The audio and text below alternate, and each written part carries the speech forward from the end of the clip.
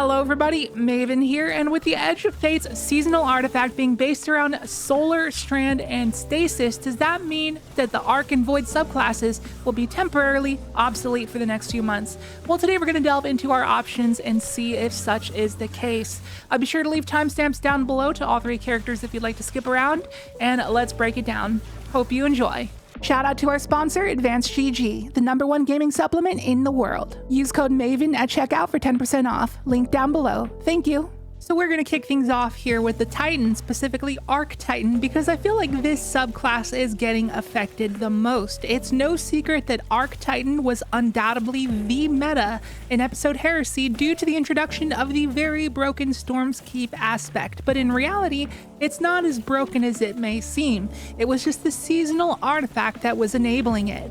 First of all, the only reason it was as spammable as it was is because of the enhanced version of Volatile Marksman. So we had infinite free volatile rounds and volatile explosions refunded barricade energy. That's how Titans had infinite uptime of their Storm's Keep barricades. Secondly, there's the Flashover artifact mod, which buffed Bolt Charge discharges by 150%, and it's because of this that Bolt Charge seemed as good as it did, but in reality, it's more balanced than you might think. And in Edge of Fate, you'll definitely feel the effects of not having access to these artifact mods. And on another note, if you're planning on doing a Crest of the Falling Star build just for DPS purposes, it's better to do it on Prismatic rather than Arc, because Facet of Courage is getting a 40% damage buff next season, so your T-crashes on Prismatic are just going to hit way harder. So for Arc Titan, I have a feeling it's going to be sidelined for the next few months. Of course, it's still viable, but I don't think it will be part of the meta.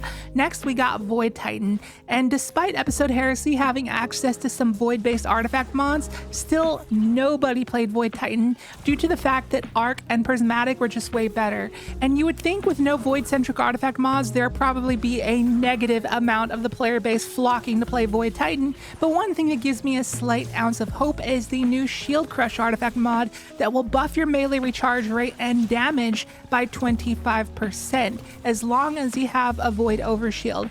And this means that the good old Doomfang Pauldron build could potentially be neat, but we'll have to wait and see how this build interacts with the new stat overhaul the game is getting, because if you invest like 200 into melee and super, there's a chance this build could go kind of crazy. So I could see it being a fringe thing, but overall Void Titan was dead, and I think it will continue to be dead. And now we're moving on to Warlock. Starting off with Arc Warlock, the most meta build there is Geomax Stabilizers, which are getting a nice little buff in the Edge of Fate. And I've heard a lot of people complaining that this is a big nerf because they're reducing the amount of energy you receive when collecting ionic traces, but this is actually a buff due to the new stat system. So when you invest more into your super stat, it will actually increase the amount of super energy you gain from sources that would grant super energy, such as ionic traces with the Geomax. So if you have 100 super, you'll actually be gaining more than 7% energy per ionic trace. So it's actually a buff. Plus, they buffed the ability to sprint to top off Bolt Charge, so now it will proc at 5 stacks, and the sprint duration needed to gain a stack of Bolt Charge was reduced from 1.5 seconds down to 0.33 seconds, which is a massive buff. So once you're at 5 stacks, you can sprint for less than 2 seconds and be at max Bolt Charge. And despite not having Flashover, I think this will still be decent due to the sheer amount of Bolt Charges you'll be spamming. Plus, we're getting a new artifact mod called Refresh Threads, which grants you ability energy when picking up an elemental pickup, and you pair that along with the new Elemental Coalescence mod, along with our build already creating a sheer amount of ionic traces, especially when you use something like the Warlord Spear, Delicate Tomb, or the Cold Heart, and the ability spam is going to go crazier than ever. So I personally feel that Geomag Warlock will still be great despite barely any help from the artifact. So Arc Warlock is the first class of the day that is very much still alive and kicking. But now we come to Voidlock, one of the most underrated and underplayed classes in the entire game. I rarely see people playing it, but the Controverse build still goes hard, and it'll always be a powerhouse. Nobody used this build in episode Heresy despite having Void-based artifact mods, but I always knew this build was A tier at worst. It's a trustworthy and reliable build for endgame content because you can spam those infinite overcharged vortex nades endlessly, which have a massive radius, do great damage, and apply weaken with undermining. You can never go wrong. And having that new Shield Crush mod to give this nade spam build 25% more nade recharge rate and damage, it's going to be even better. All we gotta do is be amplified or radiant, which we can do in 2 different ways.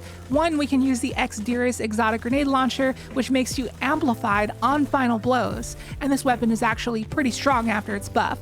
And the second thing you can do is use the Fever and Chill artifact mod, which makes you radiant for getting rapid precision hits with a solar weapon. So just toss on a solar primary and you're good to go. Shield Crush will be online, and your infinite vortex grenades will be charging faster and hitting harder.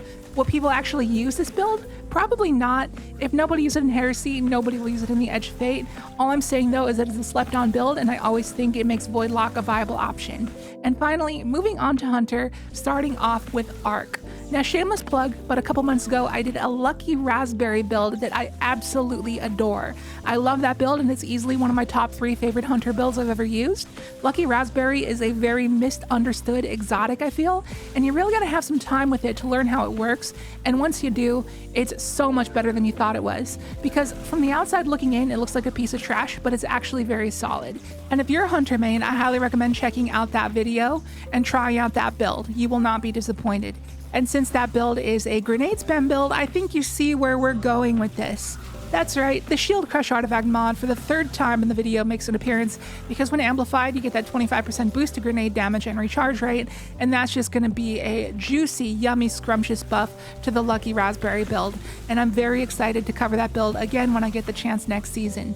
Again, not having things like Flashover and Limit Break will definitely suck for this build, but I think the trade-off of Shield Crush may just be worth it. But I'm a firm believer in this build, and I'm also a firm believer of things like the Arc Triton Vice build as well as the Raid Influx. I believe these things are all very solid, but a vast majority of the player base doesn't really seem to play with these things. So we got the same argument as Voidlock here. I think it's still very viable, but I do believe it will get sidelined next season, as it always has been. And finally, last but not least, Void Hunter. And do I even need to argue this one? Of course it's viable. Of course it's meta. It always has been meta. It will never not be meta. Invis spam is always one of the most reliable things you can do in endgame content, all the way up to Grandmasters. And you even get access to an S tier support super with Tether. Whether you run the Omnioculus, Graviton Forfeit, or Aeons, nobody will ever complain about having a Void Hunter in their fire team, no matter the season, unless they're speed farming with Triple Titans. And I don't care what anyone says, but the Gear Falcon's Hauberk has always been and will always be a top tier build in Destiny 2. You can never go wrong with infinite volatile rounds, infinite invis, infinite weaken, and granting overshields to your fire team. God tier build, and you are high if you think Void Hunter won't be good in the Edge of Fate. So there it is, our final rankings. Void Hunter and Arc Warlock are in the yes tier. Void Warlock, Arc Hunter, and Arc Titan are in the maybe tier, and Void Titan is in the no tier. If you disagree, let me know in the comments, and if you agree, drop a comment anyways, because it helps the algorithm. And that's going to do it for this one. Thank you so much for watching. I hope you enjoyed. If you did, be sure to hit the like button and subscribe if you are new. Would love to have you here for more Edge of Fate content on the way, and I hope you have a nice day. See you later.